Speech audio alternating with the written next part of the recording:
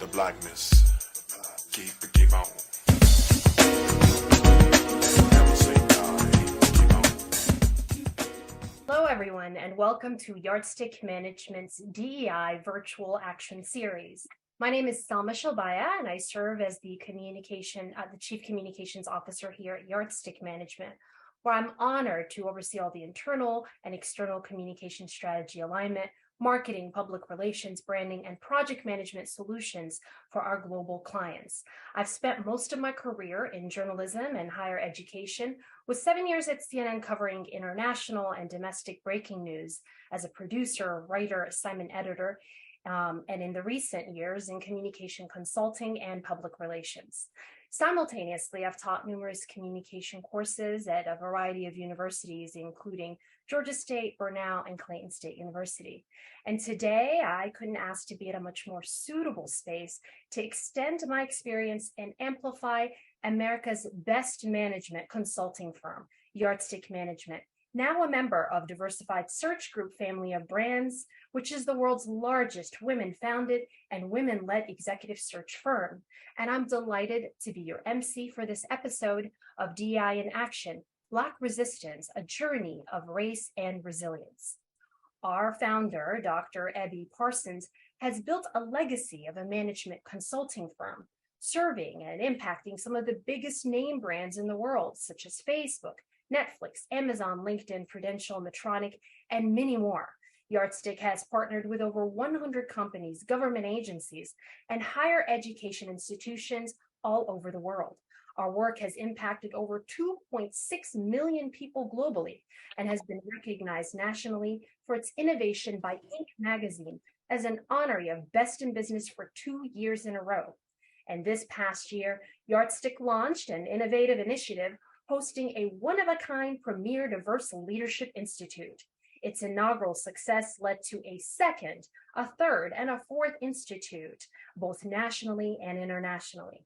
Our theme on leadership and vulnerability captured critical conversations that garnered both attendees and speakers from across industries from all over the world, including key decision makers from CNN, Coca-Cola, Reddit, Amazon, Meta, Riot Games, and many more. If you've missed us, don't worry. Our next Executive Institute is already back by popular demand, and it's taking place on June 20th through the 23rd at the stunning Caribbean island of St. Martin. You can now submit an interest application for consideration to this intimate setting by visiting our website. Seats are limited. Now, I want to welcome all of our viewers, including our clients and partners from all across the nation and the world during this celebratory Black History Month. Thank you for joining us. While we're waiting for everyone to join us, we invite you to introduce yourself via Zoom chat. So please first make sure to change your to be directed to everyone, and please tell us your name, where you're Zooming from, and anything else that is relevant to today's conversation. We also want to encourage you to engage with us on social media throughout the program on LinkedIn, Twitter, and Facebook. Be sure to tag Yardstick Management on all your posts and use hashtag YSM Virtual Series and hashtag DI in Action. We also want to hear from you. So as you can see at the bottom of your screen, you see a Q&A section on Zoom to be able to ask questions to all of our panelists today. We're also going to be asking you a trivia question for your engagement. And for your convenience and reference, we're including a link on today's program here in the chat, which you also should have received upon registration. The schedule, topic of discussion, and full speaker bios are included in the program. Now, let's get started. We have prepared an incredible lineup of dedicated, innovative speakers joining us to share their personal and professional experiences to help us unpack their journey of Black resistance in America by sharing their career stories. These speakers have walked the talk, embedding DEI in the DNA of every organization they've touched, and we're incredibly excited to have them join us today. But before we invite them to the virtual stage, we want to hear from you with a trivia question. So it's going to pop up on the screen momentarily, and the question is, who was the Black leader that stated, "I am sick and tired of being sick and tired"? Go ahead and make your selection, and let's see what the percentage will look like for our correct answer. We'll give you just a few seconds as folks are logging in. I want to welcome everybody in the chat. Welcome, welcome. And as the results are rolling in, I can see them coming in. All right.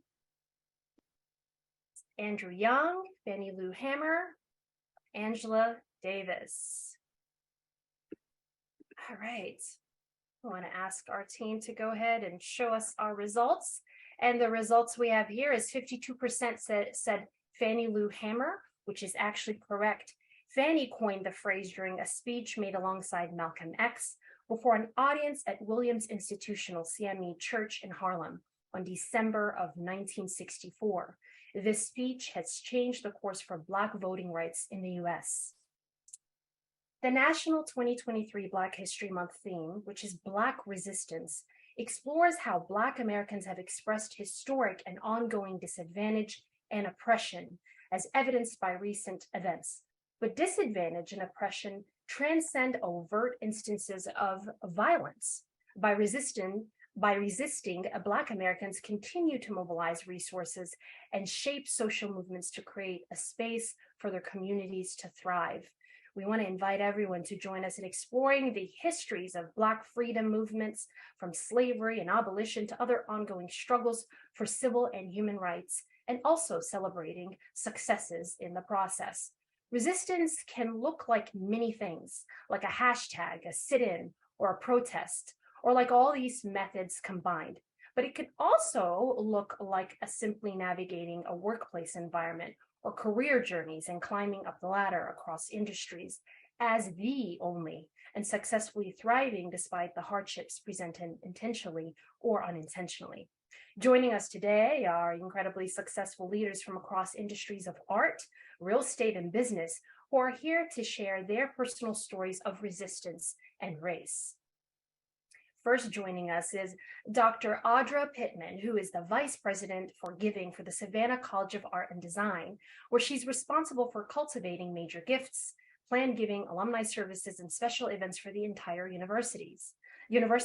Prior to this, she served as the VP for SCAD Atlanta, where she oversaw the fast-growing location's academic and administration. She brings with her over 20 years of experience in the arts, education, and business. Prior to SCAD, Audra directed a city-focused arts and cultural council serving a constituency of just under 400,000 residents across the greater metropolitan area. Audra had formerly chaired the SCAD Department of Professional Education.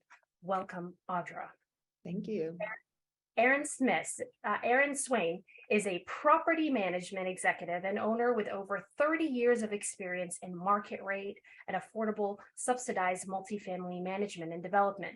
Aaron joined Columbia Residential in 2018, and his focus is on improving the bottom line of the organization and its properties by concentrating on the operational cost side through negotiated cost analysis. Prior to joining Columbia Residential, Aaron was vice president and chief business development officer for a Midwest-based real estate firm responsible for the oversight of a portfolio of over 17,000 apartments in 8 states. Welcome, Aaron. Thank you very much, Selma. Also joining us is our very own Dr. Ebby Parsons, who is the global managing partner of Yardstick Management. After working at Fortune 500 companies, including Intel, Medtronic, and American Express, Ebby joined the Broad Residency Program in Educational Leadership as the CEO of Hartford Public Schools. Following his time there, he was on the founding team of the Relay Graduate School of Education, where he led the organization's human capital function. After that, he joined Mosaica Education, Inc. as the COO, where he managed over 80 schools across the world. So leveraging his expertise in business and education, he later launched Yardstick Management in 2012 with a vision to become a leader in transforming and impacting the global landscape of the management consulting industry. Welcome, Ebby. Thanks so much, Sam. I'm excited to be here. And So thank happy you. to have you all. So happy to have you all joining us today. We appreciate your time and your energy and all of the experiences that you're going to share with us. And we're going to dive right in. because it goes like this whenever we do this show. So my question to you all, and I'll start with you, Audra, is what does Black resistance mean to you personally, professionally? What does that look like for you? There are so many layers to this. First is just an appreciation of our culture, right? It's like, wow, we have overcome a lot. We have come a long way. We're the story that our ancestors wanted and dreamed for us, right? But it also means for me, it's being one of the few Black females in higher education administration. It means, wow, maybe I have to set the bar. Maybe I'm going to have to be the only one. Maybe I'm going to have to be the one to kind of explain and carry this journey on. And at what level do I want to keep pursuing, or I'm exhausted? So it's a lot. And we'll be talking more about this, but I'm curious to hear what Evie and Aaron have to say. Love it. Evie, you want to go for it? Yeah, I mean, when I think about Black resistance, I just think it's standing your ground.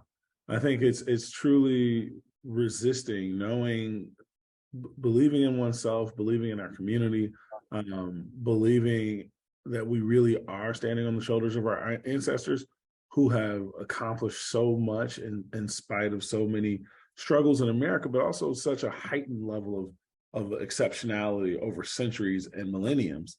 So I think it's really just appreciating the entirety of our history, not just our history here for this brief moment in America, but our history over its entirety, and standing our ground, knowing who we are and believing in ourselves. I like that, standing our ground. I like that. What about you, Aaron? What does that look like for you and mean for you? I think resilience is longevity and always helping others through your journey. We don't always reach back how we need to, and I've always found that very important. But the resilience part comes in into making sure people are prepared for the next level and the next opportunity. So when I think of resilience, I think of opportunities, being grateful for opportunities, and achieving even against odds. I like that. I feel like we've added a piece to the entire picture with what Audra stated. Our ancestry and following forward in the journey for in that path, and Evie saying standing your ground, and then just understanding the path forward. So I want to dig in and talk about your individual experiences, and I'll start with you, Audra. You've served on, outside of your work, you've served on several nonprofit boards, including those of Boys Town, the United Way, the Thomasville Center for the Arts, and the Board of Midtown Alliance, which is an incredible organization committed to the ongoing cultural, educational, and professional enhancement of Midtown Atlanta. How important is it for you to be involved in community organizations? And give me an example of also the way you've seen those organizations make a difference that impact the Black community and kind of add to this bigger picture of Black resistance. Well, it's hugely important. And I remember even thinking about getting involved, I was like, well, how do I get on a board? I remember talking to my husband, well, and he's like, okay, be careful, because you join one board and you could be working full time with no check on every board. And so I remember thinking, okay, if I'm going to join a board, get involved, it's going to be focused on my passions, which are youth, education, and the arts. So that's how I kind of narrowed my scope and what I did. But I realized being involved in the community and boards, you really get an opportunity to build community, to build networks that you normally would not have built. I'm obviously involved in the arts, and I'm not always working with bankers. I'm not always working with realtors. So it gave me an opportunity to work with other people, high performing people who want to give back and get involved and offer unique perspective.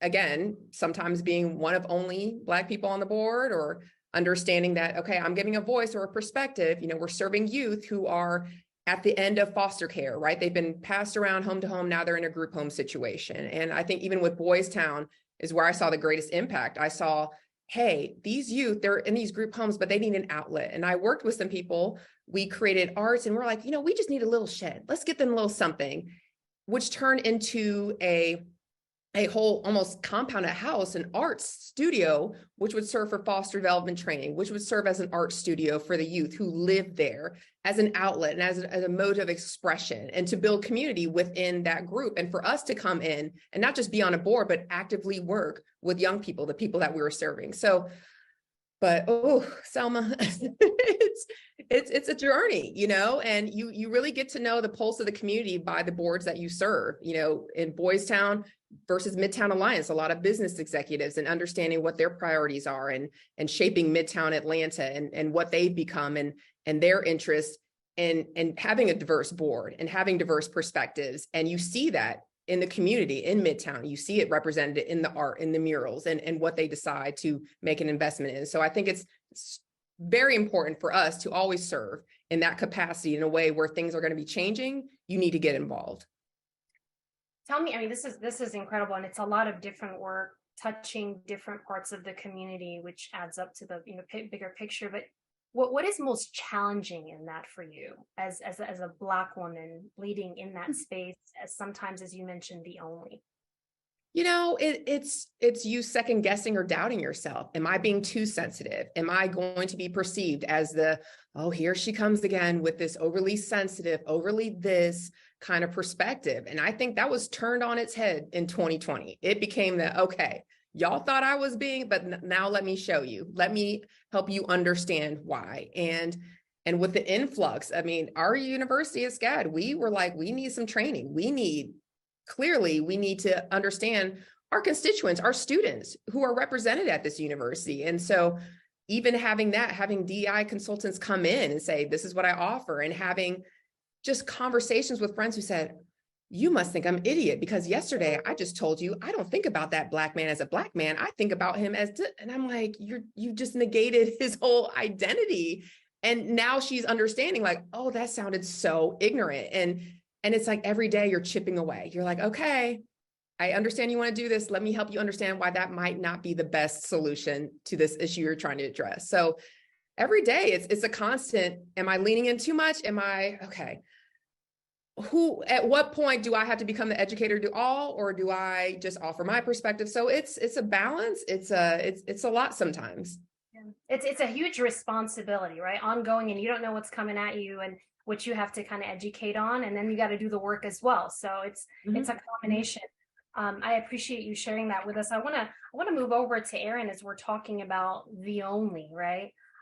Erin, the home appraisal industry is among the nation's least diverse industries, and its racial and ethnic homogeneity has been linked to reports of undervaluation and appraisal bias in Black and Hispanic neighborhoods.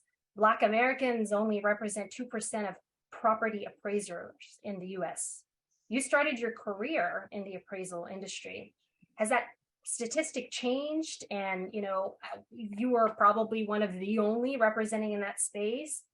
What can we do as an audience to create more representation there, and what's already available? These are a lot of questions coming at you, but really focused on the representation part. Sure. Let me give a quick story. When I was at Morehouse in the early 80s, we actually started a real estate program, and the intent of the real estate major was to get more African Americans in the real estate industry. So I'm a product of that program at Morehouse, and actually got a real estate degree to provide and to have more African Americans, males, literally in the real estate field. What's interesting is appraisal, when I was doing it in the mid 80s, was a little bit different than appraisal is now. I think that profession has advanced to some extent, but some of the biases are the exact same as they were early on. I think the more diverse a group you have in a field, in a profession, the more levity you get in that profession. So I think Morehouse had the right idea in '85 to add a real estate major and add professionals who looked like you and me in that profession to add some levity to what may be going on in a given industry. I think appraisal should be a way of being blind, and that you should be ignoring what you actually see in a home picture-wise on the wall or what have you. That should not be a variable at all. And it was not when I did it in '85. That wasn't even a variable whatsoever. But biases creep in, of course. But there is a way to appraise without that being the case. And one more comment, there are very high standards, by the way, to be an appraiser. And those high standards include ethics. So even doing that is against ethics of being an appraiser, just to give you an example. So excellent question, Selma. But hopefully the more diverse the field becomes intentionally, the better it'll be. I'm curious, you just mentioned that it takes a lot of qualifications. It's very hard to get into that space. Would you consider that being a way of, limiting representation and access to representation in that industry? Why is That's a good question. That's a yeah, good question. No, it being difficult is not a barrier. I think it's much more tied to opportunities and knowledge. Let me give you one more example. My company does internships every summer for college students, and we intentionally attract HBCU students and predominant students as well in our internship program. The main purpose, and my staff, by the way, does an amazing job steering all of this themselves, just to make sure we're clear.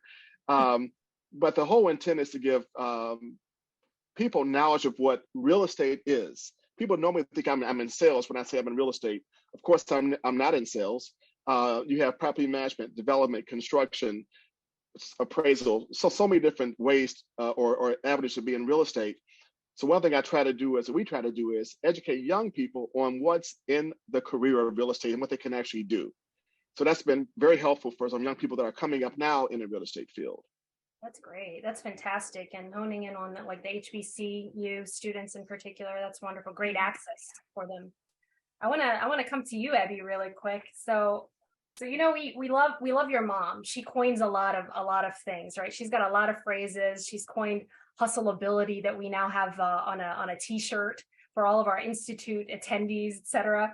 But she's also famously stated when you were complaining about the state of education in America, she famously stated, if you're upset about it, then do something about it. And we've been leading with that. If you're upset about it, do something about it. And you did that, not only in education, but through business and management consulting, DI, and executive search, placements focused on Black and Brown talent.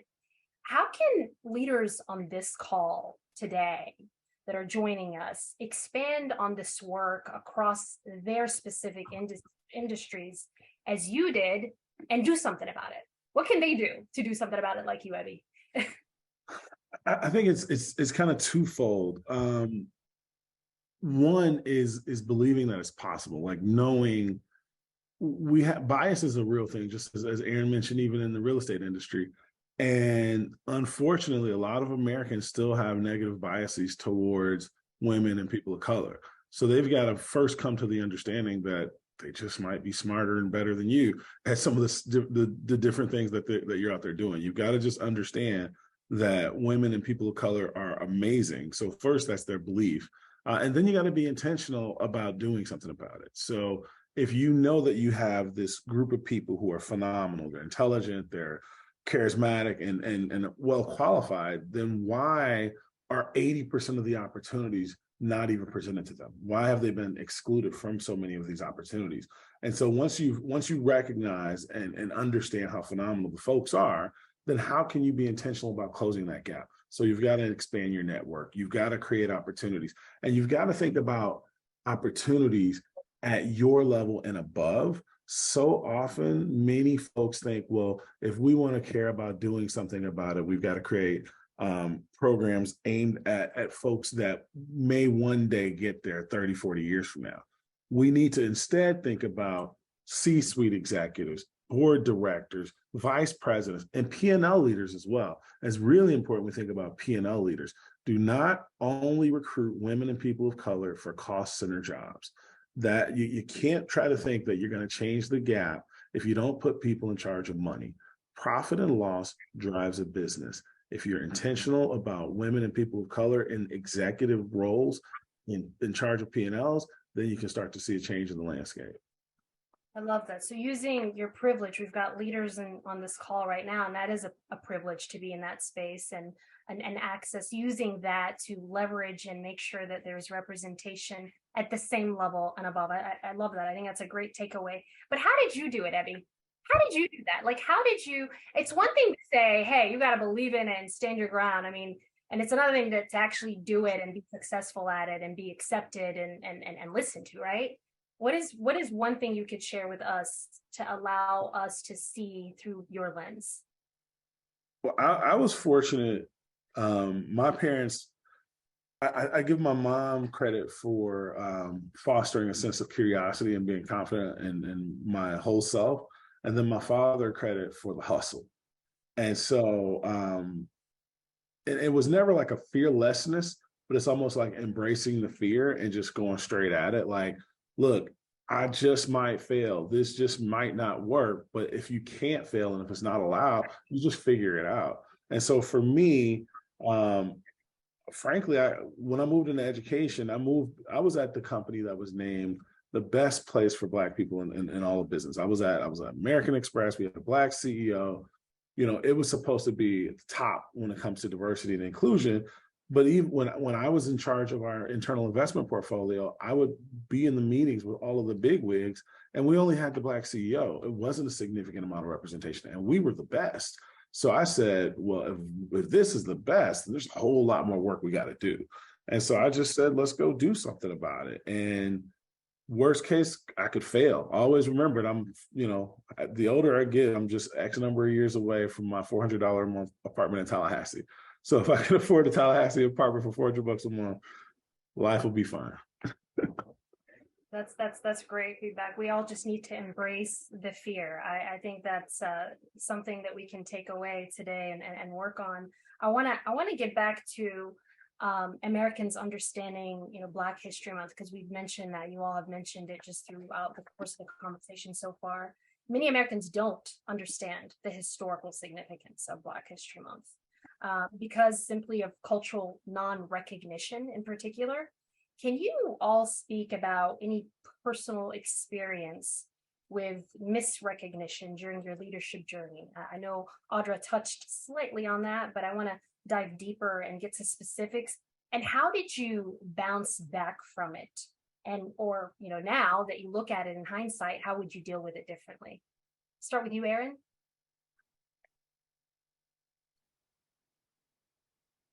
We got to get real vulnerable here. I know, right? Yeah. I think that someone has to be aware in an organization of what's going on. And if that person is me, it has to be me. Let me piggyback on one thing that Ebby said that's super important. Being on the profit and loss side of a business, we often are using staff functions at our company, but we are not always on the P&L side, and that's super important. And so that's an excellent point that he made that I wanted to emphasize.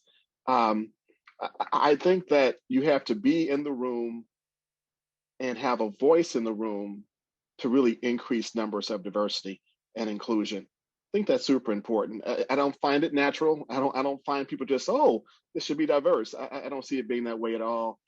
So I've taken my platform and my experience over I think I'm the oldest here in a sense, the last 30 years, to really make sure that I hire people, females, males, and people who are diverse, to make sure they're in the room at all levels, as Ebby said. That's super important. So resilience in that aspect is making sure that you're not just there, but you're there making the decisions that are super impactful within the company. I want to stress to females as well as people of color, because I have two daughters, and that's super important for me to stress as well. You have to feel you should be there and that your opinion counts, not just be quiet in the room and let things happen around you disagree with. Don't be afraid to speak up, no matter what the outcome may be. I'm like Ebby. My wife used to always say, rent's $500.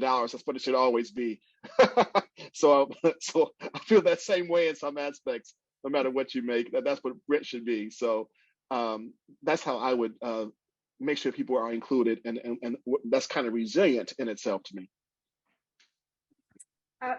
I want to talk, maybe, is there any specific experience or moment in your background, in your career journey, and maybe it's, prior to your current role, maybe it's early on as you're climbing up that ladder, where you experienced this level of like non-recognition that you're able to? Oh yeah, many times. A couple of examples. First of all, I looked like I was 18 years old when I was a regional manager at 24. So when I would be in a meeting, most of the time, no one knew I was the boss. That wasn't from my company. And it made my employees super nervous and scared when someone wouldn't talk to me directly, thinking I wasn't the boss. So they'll go, oh no, he's the one in charge. You talk to him. But most of the time, people never assumed I was in charge, like literally ever, for probably the first 10 years of my career. Because I came through college for this, I was very young at a managerial role. And I know I look young as well, so I can't say that wasn't a factor. but it was super important to understand that don't get loud, don't scream. People will know at some point who's the boss, and eventually people will realize it and things will go fine. But never initially that was I the boss. Wow. Well, I mean, it's a good thing to look young, right? That's a great. It has some advantages for sure. Some of the time. Seriously, when you need to be. So thank you for sharing. Ebby and Nadra want to jump in. Ebby, you're muted. Sorry about that. Still getting that figured out. I was gonna say I can think of a couple of examples. Different responses for each. First job out of college, I was an engineer over at Intel out in Oregon, enjoying it on the West Coast for the first time. And I'll never forget every new employee would get like a mentor engineer, and that person would essentially help them for the first 6 months, kind of teach them the ropes, et cetera. I remember being maybe 60 days in and coming up with a solution that would save the company millions of dollars. And somebody else misrepresented my work. And so that's a misrepresentation example right there. And then there was another one. And so, of course, I left. I just wasn't, my lack of tolerance didn't allow me to stay much longer. So that was an example. Would you have handled it differently now in hindsight, or what was leaving was that the best way? I mean, I spoke up first and they didn't do anything about it. So that's when I left. But yeah, honestly, I probably would still do the same thing. But there was an example. The other example is misrepresentation I saw that was impacting my community, and the Yardstick Institute was birthed. There was another organization, a very reputable firm, that created a Black Leadership Academy. And it was in the midst of us thinking about creating a program for ourselves, and we tried to work with one of our partners who thought that maybe it'd be better if Yardstick did it on our own. And they suggested we check out this Black Leadership Academy. The first thing we do is we go look at this organization's website, and they don't have any Black leaders. And so the misrepresentation question to me felt like, well, this is a significant misrepresentation. And so we birthed the Yardstick Management Institute to create something authentic. That's an excellent example. I remember that. I still do. Audra?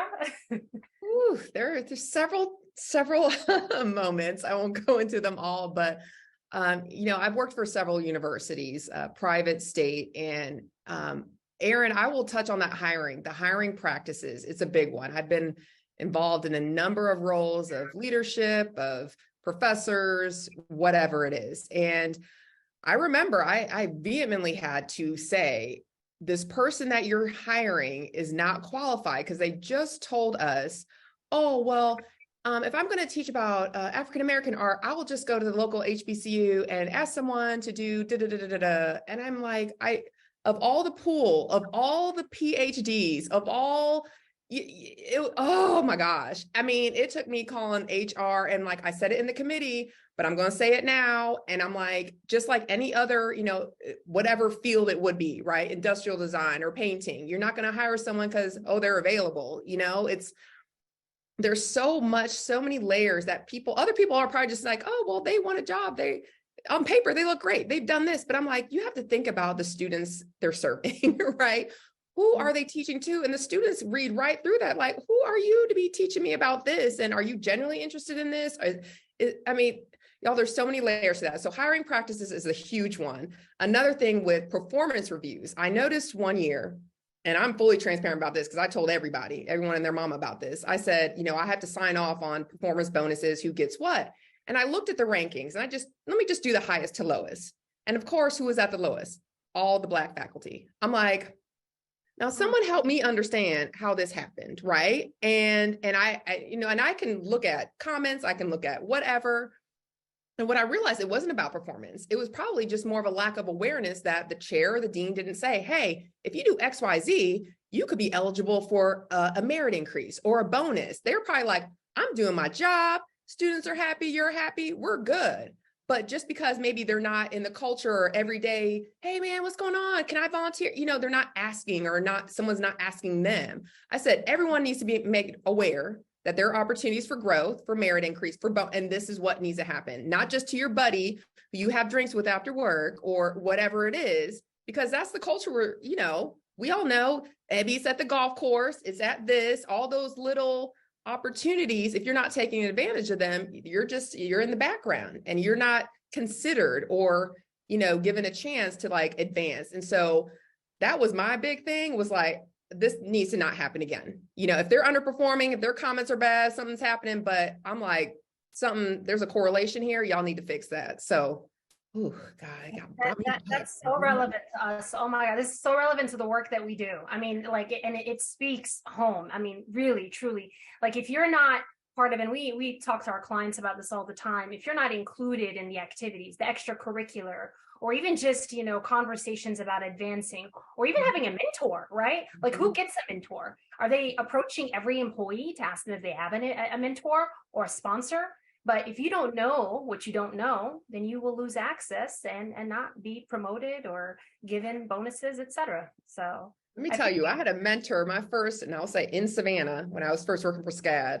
And you may know him, but he saved me from a lot of, like, Abby, I'm out of here. He's like, Audra, I've been here 20 years. I know how this works. And this person you're having conflict with, they're going, and sure enough, gone within the year. I'm like, gosh, had I not had someone who had been around, who understood me, my perspective, like, this journey could be much different. So having a mentor, having someone who understands you, if you can find that, if you're lucky enough, latch on. And I would force myself. So I need to meet, I need to talk, that mentorship stuff. It's not always easy because mentors don't always know what to expect. But sometimes you just got to get your way in there, ask the questions. That's so true. Like, having someone there helping you navigate it. And many people don't have that. Again, it's that access gap. The access gap to those who know what they're doing, or in your industry that are above you or in leadership positions. And if you don't have that, you don't have the network, right? We talk about the network all the time, but the personal network, the personal individual who's going to help you get there and navigate it, that is an excellent point. Not having that doesn't get you far. I want to get back to a specific question for Erin. I want to get back to your specific roles real quick, and then we'll take it back to a general question for all of you. Erin, you have 30 years of experience in the mixed rate housing and working for one of the largest affordable housing providers inside of the I-285 perimeter in Atlanta. I know this is very specific, but it's insightful and important for all of us as we're talking about the housing market and the economy in the US, et cetera. What insight can you give us about the affordable housing crisis? We know that it's a huge crisis. And what strategies, I guess, would you say that you have to address it? How are you all at Columbia Residential addressing that? Because that creates for the community. Sure. We have a development company led by Carmen Chubb, our president on the development side. And we spend a lot of time in neighborhoods talking to neighborhood leaders about housing opportunities that they may have or they may want. We did a big presentation in Chattanooga recently with a neighborhood there that was literally cut off from the rest of the city by design. And it is actually a poor neighborhood in Chattanooga. Well, we presented to them ways to reconnect the city, the property to the city, and redefine the path to get to the neighborhood to make it a part of Chattanooga. So many times minority neighborhoods were intentionally blocked off from the other parts of the city. I think rebuilding those neighborhood grids and restoring pathways to get in and out of neighborhoods are super important when you plan a neighborhood redevelopment. You do that with community involvement, number one. No developer should ever go in and just put something up without community involvement and community, what I would say, enrichment to the people who are there. Super important to do. Most of what we do, if not all of it, actually includes neighborhood redevelopment, as well as just the quote unquote housing. Years ago, I was in market rate housing, very high-end luxury. This wasn't even an element of our conversations. It was this downtown high-rise, super expensive places in Minneapolis. People were important, but the impact on their lives of the housing was not even considered.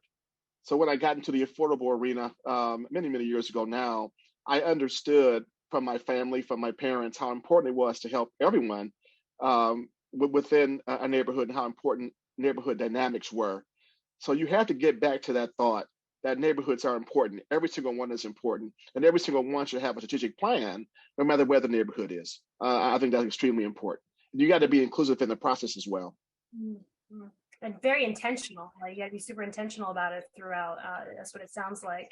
Absolutely. I want to get back to you also, Audra. I mean, you're a Black woman. You're the only woman on the panelists here, other than myself as a facilitator. You've had a journey in the arts and the education and leadership in particular. You mentioned a mentor that you had at SCAD, but in general, like, who's helped influence you and keep you grounded? Is there someone that, and you don't have to mention names in particular, but what has kept you going? Because we know Black women face the most outrageous things more than anybody else. We do know that. We all know that. Let me just here. That's a fact. So we know you face it. What has kept you going and grounded and influenced you? If there's a particular individual or motto. Yeah. Well, first it's my mama. It's my mama. So, I come up from a family of strong women. My auntie was an educator in Atlanta. I used to go do her at Carver. I used to do her bulletin boards before the school year started. I used to do all that. My mom, she was getting her PhD when I was getting my undergrad. So I would go to her library corral. I'd bother her, and it just became like, that's what expected. You do the best that you can, keep going, keep pursuing. My father always, on me, get your application to go to grad school to do this. And I'm like, y'all, I'm teaching middle school art. Can we just get through that? Like, what do you mean university level? Like this, let me just wrap my mind around middle schoolers. And so it was always this encouragement from my family. Like, it's just what you do. I look back and my mom's always I prophesied this. And I'm like, okay, mom, oh, all right, whatever. But it all worked, so be careful who you surround yourself with. Because I had friends in college who's like, I prophesy you're going to have art in these hotels. And I'm like, all this stuff is stuck. And then it happens. And you're like, whoa, like, okay. And, and then that networking community, I have a friend, a colleague in Atlanta. She works for another university, and we're, again, in that very small percentage. And she's one, I'm like, girl, it's time for coffee. Okay. What are we, what are we dealing with today? It's just that validation, like, okay, I'm not crazy. Other colleagues aren't treated like this, or, they didn't set their expectations so low of them. But when I overperformed, or when this happened, you're always kind of taking the next step, improving yourself and that. But it always goes back to my mom and my parents, my family, like, no, we don't settle. And it goes back to my track days. Like I always got to challenge myself. That's just kind of my internal thing. Like, okay, you've done this, check. Now what's next? Push yourself, continue to push yourself. But it does take a network of people of like-minded, who might be in higher ed or someone else, like, okay, just confirming we're good. We're on the right track. Let's keep persisting, because there's someone else looking at us that we don't even know who they are, but they're tracking our journey, or they're tracking our stick-to-itiveness and all of that. So it's greater than you sometimes. It's about, okay, who's coming up next? Who could get inspired by this? Who could want to talk to you and has a question that you're like, oh, I forgot how far I've come. Oh, I forgot. I used to be worried about that. And now that's nothing. Let me tell you about the next stuff. So it's the people around you. It's your family. It's your friends who, like, even if they're in different industries, like, oh, they're doing some stuff. Let me take some notes. Like, what do you deal with? How do you address this? And so that's a little snippet. I love that you brought that up. You talked about your mom and the network. I mean, one is a given, right? We don't really choose our parents, right? Or our sisters or our brothers or whatever, family's family. But it's great when you have such a strong role model as a woman too, and who's a mother. But then also the other component is your network. That's who we have a choice over. And I can't help but link it back to what Ebby was sharing earlier, like expanding your network, which, by the way, we offer that training if you need it. But expanding your network is so critical across the board, personally, professionally, and figuring out who are those folks that are always going to have your back, or they're going to always understand, and growing that. I have a mentor that I've held on to since I was in middle school. I wanted to be a journalist, and I knew it, and they're still my mentor. And that changes, right, through the course of our journey. So I love that you said that, being selective of who you surround yourself with. I think that's so critical. Ebby, I'm bringing it back to you. You're not off the hook yet. I got another question for you. So this past January was huge for Yardstick. I mean, it was, and I say this past January, that was only last month. I can't even believe it, right? It represented a major milestone for the history of Yardstick and for you in particular as its founder. We celebrated a 1-year anniversary of our Institute launch. We were named the best consulting firm in America by Inc. magazine, and we were recognized by other awards. But additionally, a huge one is that we were acquired by the largest women-founded executive search firm in America, Diversified Search Group. I say all this because I'm really curious. So that's a lot. How do you feel? But the real question is, like, how did you do it? And what can you share with the rest of the audience as takeaways from that journey? Take it in. I know it's a lot.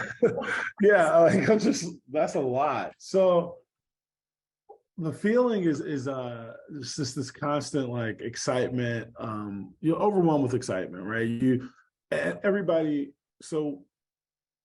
started a company focused. It was a mission-driven company from day one, and we stayed on course the entirety of our existence as a solely owned firm.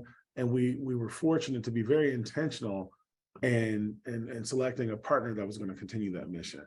So for me, knowing that this is going to continue for many, many years to come, and the resources behind what we built are there to ensure it's continuous, that's freaking amazing, right? I feel fantastic about that. Also, like the personal financial security. That's a huge, we talk about how do we transform, like what is Black resistance? Frankly, it comes with generational wealth, and being able to accomplish that, knowing that I'm also raising 2 Black daughters, that's huge. That's going to give them a playing field far different than I had, and significantly different than my parents and their parents before them. So I think if we're talking about changing generations, that's what this is allowed for. And knowing that we're going to do it intentionally and continue to be intentional is just, icing on the cake. The how we did it is, I think the willingness to do what everybody says is crazy. Like, it doesn't make any sense. And as long as you believe that it makes sense to you and you're going to do something about it, then just do it regardless of who says you can't. Like, I remember the funniest thing is, I told a friend of mine about 1.5 years in, like, I figured out the secret sauce to making companies successful. And he laughed at me. This is a good friend of mine. His name was Kai. I was like, you just got to tell these companies to hire Black people. And they thought it was crazy. And it was like this thing. And I'm like, no, seriously. And so as we continued to grow our work, it always was like, wait, there's no LGBTQ representation. Wait, there's no Black representation. Wait, where are the women? And literally, you start seeing them make more money and transforming their industries as they just diversify their leadership. I mean, it not only does the research exist, but we saw it. Like, I personally was able to see it. Like, we helped companies become NASDAQ IPOs of the year. Like, we've helped these companies make billions of dollars simply by ensuring that they empower diverse communities, because those diverse leaders just continue to change the game. So the how, and the other how is being ahead of the market. Like, you've got to, it's what we do with our institute. So a great example is, we 6 months to a year out have to come up with content. Like, we got to think of the theme. We got to predict where we will be as a society. So for instance, this just last month, we did our institute in Sea Island. It was focused on economic uncertainty and recession. We came up with that theme in May, not knowing whether we'd be in a recession or not. This new theme in June is focused on the great rebalancing. We're predicting where the economy is going to be, and we're adjusting our business to be where we think the needs will be in advance of the need being there. And so we were prepared for the huge movement in DEI because we were intentionally focused on DEI before anybody else was. And when the industry demanded management consulting support in DEI, what they found is that we were one of the only companies doing that, because all the other DEI consulting firms were training shops. We were the only firm that was focused on management consulting, and we intentionally embedded DEI into all that we did. And that was a significant part of our heightened growth. Wait, Selma, I want to he didn't really talk about, he's a relationship builder. Okay. And he dares greatly, right? So we were at the Institute in Sea Island last year when he was talking about, this is going to be acquired. You watch me. He's a vision board focused and he knows the people. I mean, okay, Aaron, we're just at the Institute in January and I'm meeting people like Ebby's like, oh, that's so-and-so. That's just ahead of this. That's just ahead of this Fortune 500 company. And they're coming to support Ebby. And I'm like, wait, who else did I just meet? And I think his relationships across the country, across the globe, have led him to the success of this company and building it and helping other people realize like, wow, you got something here. So you're daring greatly, Ebby, you're a relationship builder, you're a connector, and y'all go to these institutes. I mean, the people you just casually meet, it's insane. It's insane. So that's part of the reason. Thank you, Audra. She's right though. Like I'm friends, I'm homies with a lot of important people. And that's because of my parents though, right? I was able to get that exposure so early on. And I went to really elite middle and high schools growing up in Michigan. And frankly, like out of my like high school 100 graduating students, it probably was 10 billionaires, like that level of elite. But what you also realize is that, they're the same people cheating off of you on the test. So you realize at a very early age that they ain't no smarter than you. And so with that being said, you recognize intellectually the playing field is already level, if not you being the superior. So you can just navigate life with that level of confidence when you're already getting surrounded by the people who have accomplished the absolute highest financial stakes in the world, and knowing that they might cheat off of you on the test lets you know that you're well equipped to go and face the world. Oh, I love this. And Audra, thank you for pointing that out, because I got to echo you on that. Ebby knows everybody. Like if you need to know anybody, contact Ebby. Ebby, you're going to get a whole bunch of messages after this, but he really does know how to do relationship building. And again, one of our most successful trainings is that expand your network, because he's just so good at it. It's genuinely easy for him. So Ebby, you're getting a lot of like kudos here right now, but I can't believe it. Our time is running out. I want to take the next few minutes and really dive deep into this particular question. It's two questions in one, and I want everybody to be able to contribute to that. And I'll start with you, Aaron. We've talked a lot about challenges. We've talked a lot about what Black resistance has looked like for each of you individually as you go into the space, and Audra as a Black woman. But now I really want to turn the table, and I want to talk about the positive changes and what's happening as we're moving forward in this journey of change.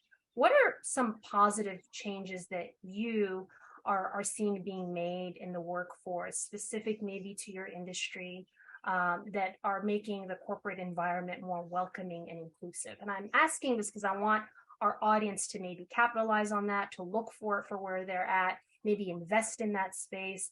And what actions do you or your company are currently making to ensure that you're educated and that your team is also educating on ensuring that this is sustainable, this inclusive and equitable environment is sustainable? It's two questions. Sure. I want to start with you, Aaron. Sure. No, I understand the question. I think our company is led by primarily females at the executive level, by the way, diverse and non-diverse. So I think you have to walk the walk and talk the talk in a company. And I don't think many companies do, but I do think how you focus your company and what you control is really the sign of progress and where you want it to go. I used to go to a conference many years ago, and I would be the only Black person there. I may run into two others, and we would kind of give the nod, hey.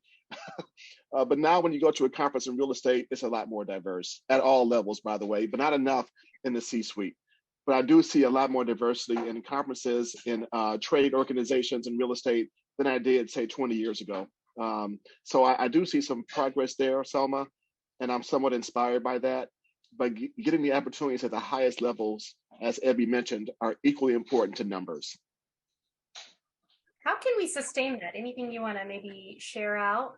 What can we I would do? say just keep mentoring, keep pulling people up, keep informing people of what the industry is, in particular real estate. It's not just selling homes, it's much more diverse than that. I think awareness is the key, and what I would call exposure. You all know what the PI theory is, performance, image, exposure. Without exposure, there's nothing. So people being exposed to a career path is super important. There's one comment about mentors or coaches. My coach is actually the former president of SeaWorld, not tied to real estate at all, but someone who has been there and who has done that at my level. So don't always pick someone in your field as a coach, because it's super important to have someone who can understand what you're going through and has some empathy to give you advice at whatever level you want to be at or where you are at. So it really depends, but don't be afraid to have someone as a mentor or coach, not in your industry. I love that advice. Thank you. Audra. Well, over the past couple of years, we've seen, retention be a big issue, right? We have a new generation who, if they're not within a couple weeks, couple months, like, I'm out, like, not for me. And so we're looking at, and we really investigated retention. So we developed a program called C2C, which is colleague to colleague. So every member of the president's cabinet has 3, I want to say mentees, but 3 colleagues that they meet with on a monthly basis. And we just rolled this out in December. And so for me, I'm seeing it's the connectedness, right? I have 3 colleagues, totally different job responsibilities, everything. And I feel like I'm at this kind of 100-foot, whatever, 1,000-foot level, seeing everything, right? And they're focused on their job. And a lot of people are focused like, okay, I gotta do this, I gotta do this well. They're not thinking like, oh, I never thought maybe I could work in this department. I never thought like maybe I could lend myself over here. And it's for me to kind of like say, hey, you need to consider this. Let me facilitate a coffee with you and this VP. I think you need to let them know you're here and what your skill set is, because we're in this generation. I mean, I moved to giving, right? I was over Atlanta, but I'm like, okay, got enrollment up to, like I told you, I'm like, okay, what's next? And they're like, well, Audrey, you're already doing, why don't you consider giving? I'm like, done, let's do this. So it's a learning curve, being willing to learn, but also I'm like, wow, I was kind of already doing this works. And so now helping the next colleague feel connected to what they're doing, to feel encouraged, to have that safe, I'm like, here's our trust bubble. I got you. This is not me reporting out. I want to see you succeed or feel fulfilled and that. But then as a university, we're doing now SCAD Serve and SCAD for Good, and helping the youth understand, hey, I can use my skills for good in the community and investing in the community. So SCAD Serve focuses on food, shelter, clothing, environment, going out into the community, having our faculty, staff, everyone get involved in service projects, and also SCAD for Good, where they actually create courses designed to help, like a Decatur cooperative ministry. Like, wow, I didn't realize this is out there. I'm building my network. I'm helping other people understand. So it's just that, again, building that network, making people feel connected, understanding the importance of community inside and outside the university, so that other people can see like, oh, I can see myself there. I can be a part of this. I have someone to talk to on the inside, or whatever it is. Well, Selma, you're on mute now. Trying to figure this out too with you, Abby, apparently, as the host. But I was going to say, I got 2 keywords from that, Audra. Thank you for sharing that. Access and exposure to sustain it. I love that. Abby. I think this is going to be a little bit off, a little bit odd, but I think it could really be transformational. If every C-suite candidate is ever interviewed, or board director candidates ever interviewed, one question I think can change the game. Ask them to name their 5 closest friends. And if their 5 closest friends are 100% just like them, don't give them the job. Because literally 100% of success is going to be dependent on your network. If people, because you got to think, outside of your family, you're spending the other 90% of your free time with your 5 closest friends. And so that means that you only have 10% of that time to intentionally expand on your network. So if you haven't been intentional, particularly at the C-suite or board director level, on having a diverse network, then there's no possibility to sustain diversity at the highest rungs of organizations, because you're only going to continue to find people that you know. And so if you literally just ask them, hey, describe your 5 closest friends, who are they? And if they are 100% of the time just like you know that they are not all about diversity. I'm writing my 5 right now as we speak, just making sure that I'm staying on track, Abby. I love that advice. That's excellent advice. I want to thank you all so much for your time, your energy, your gems that you've dropped. It's been an absolute pleasure speaking with each of you. And thank you. I'm sure the audience appreciates all of your stories shared with them as well. Thank you so much. Thank you. Well, this wraps up this episode of Black Resistance from Yardstick Management's DEI in Action series. I want to thank our panelists and all of you for joining us today. Please go to yardstickmanagement.com and subscribe to our newsletter for more news, and follow us on social media for continuous updates on future events. Let us know what you think by writing to us directly. We'd love to hear from you. Until next time, be well and thank you.